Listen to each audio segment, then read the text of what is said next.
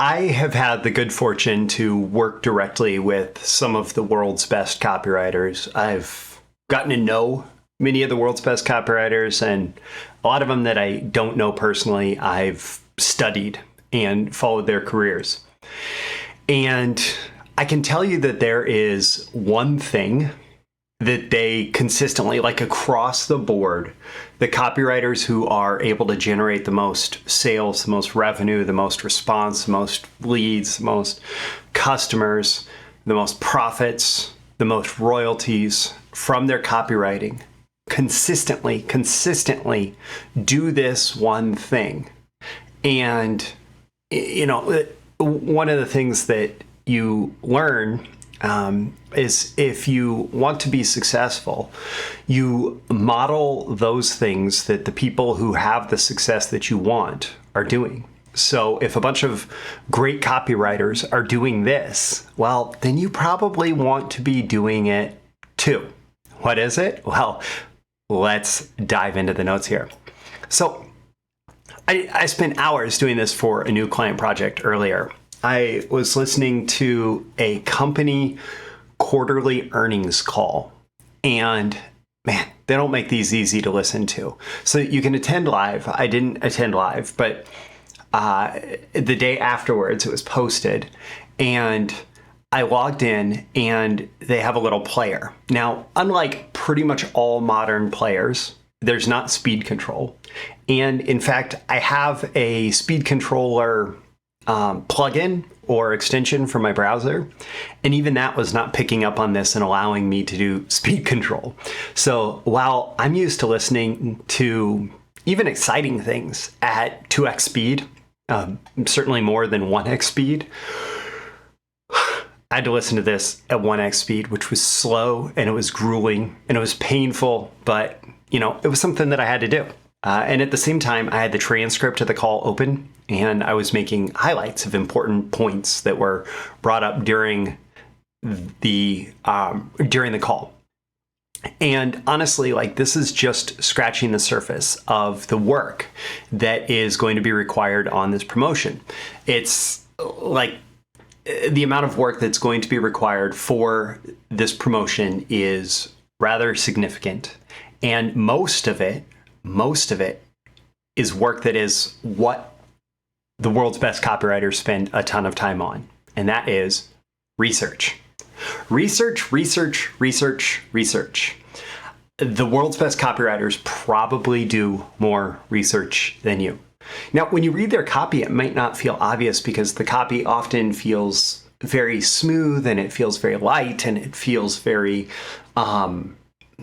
even when there are stats dropped, they're often dropped in the middle of an emotional thing. And so it doesn't feel dragged down like reading a research report written in a more academic style might feel.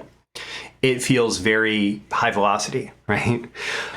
But the world's best copywriters do a ton of research. They research the product, the market, the story of the product, of the company, of the creator, of the voice of the promotion, right? They research the customer. They research the competition. The world's best copywriters are constantly doing research.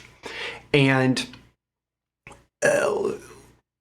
I would say that when I am working on a client project, especially around financial or investing, a good 75-80% of my time is not spent writing. It's spent just finding the most compelling research that I can build my case on, that I can build my message on.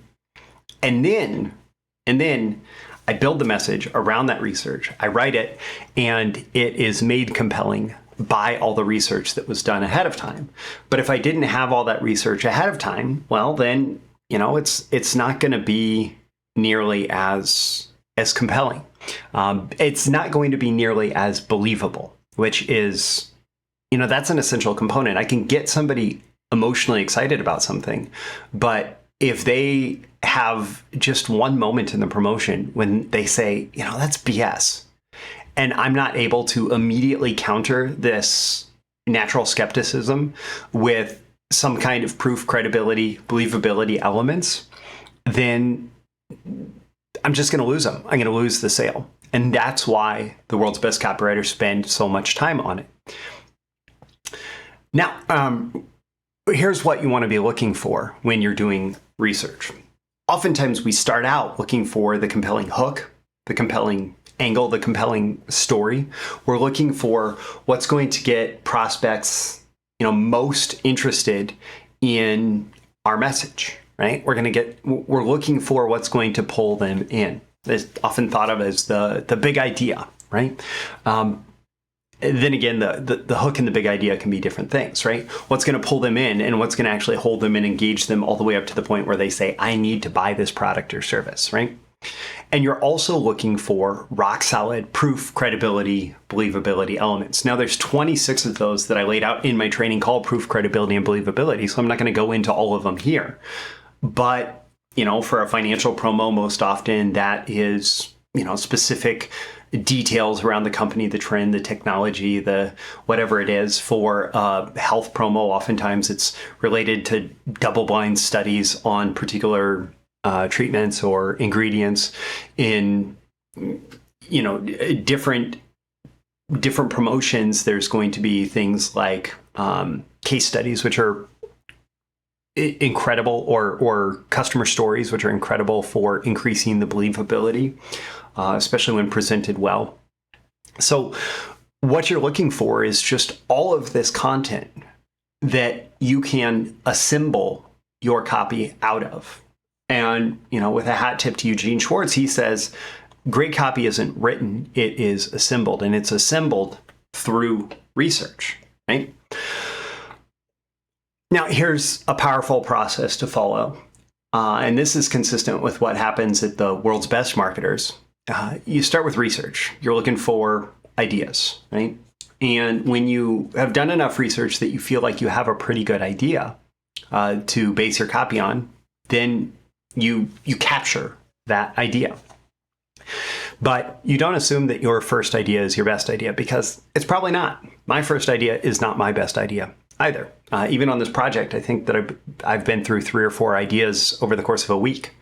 And then you review it with other people on your team, other people who are going to be able to give you a reaction of, oh, that's exciting to me. I think that's exciting to our prospects, versus, that idea, it's not compelling enough, or it's off base for our particular message, our particular audience, right? But you want to review it. And then you repeat more research, a more honed idea, and more reviews with other people who are capable of giving you good feedback on it. And then repeat. Research, idea, review, repeat. Research, idea, review, repeat. And these can be fairly informal reviews and quick reviews. And hey, I was thinking this. What do you think of this?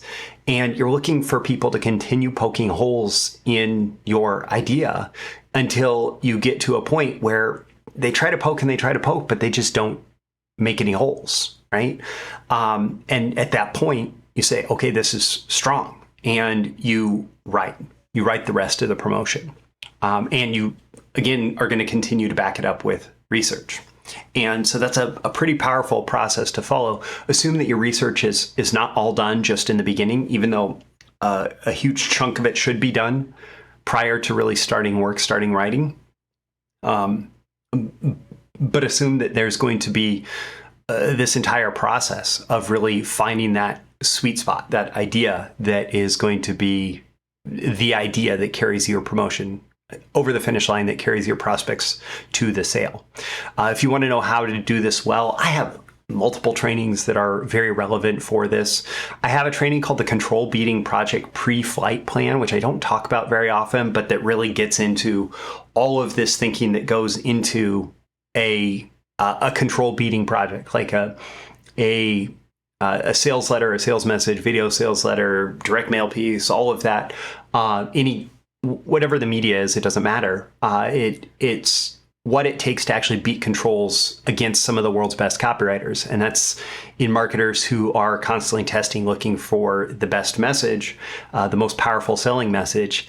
I've played in that space for a long time. I've beaten a lot of controls, and so much of that is in the research. And so that training covers that. My proof, credibility, and believability training, like I said, has 26 different types of proof, credibility, and believability that that can be the secret to increasing response to your promotions.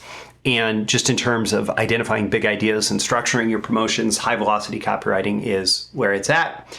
And I will say all of those are part of my BTMS Insiders streaming library of copywriting and marketing courses. All of that is linked in the description. My call to action for you at the end of this episode: number one, ask yourself how you can use this, right? How can you use this lesson in your copywriting? Don't forget to like and subscribe. That's number two, so you get more content like this delivered to you. And number three is check those links in the description for more content like this. I'm Roy Furr. This is Breakthrough Marketing Secrets, and I'll see you again in the next episode. See you soon. Bye. Thank you once again for tuning in to this daily episode of Breakthrough Marketing Secrets. Remember, check out the links with this episode for even more value. Now make sure you like, comment, share, subscribe, and engage in every way you can to keep this show going and growing and delivering daily value to you. I'll catch you soon for your next big breakthrough.